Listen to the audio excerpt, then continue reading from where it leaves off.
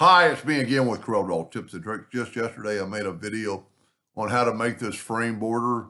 It's really pretty cool, but if you get to this point and you want to add a little pizzazz, and if you remember, we used a 1-inch square, so I'm going to hold down the control button to make a 1-inch square.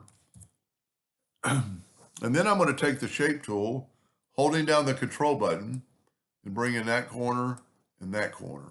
Now to make it equal, we use 16 points on this. So we're going to go over here and make this 16 points. We're going to go to Object, convert the outline to an object, and I'm going to, well, man, I didn't get my colors on the recording.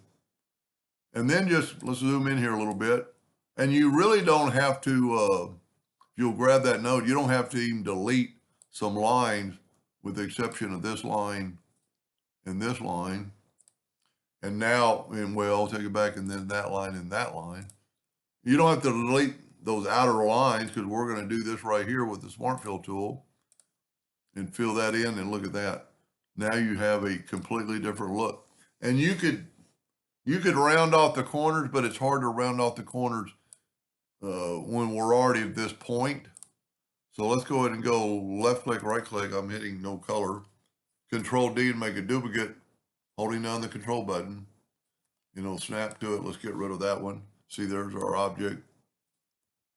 Now grab this one, Control D to duplicate it, holding down the control button with the two-sided arrow, and just do that right there. And then weld that, and look what you got. A completely different look.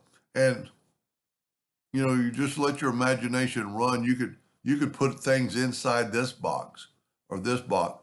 You could put, stars or crosses, and you could, either put lines and do whatever you wanted to do. But then just take your Smart Fill tool like we did and fill that in. The Smart Fill tool creates a new object. So we got a completely object now without any outline whatsoever. And then you could select that, hit black, go up to Object, Order, back a page, and look at the difference.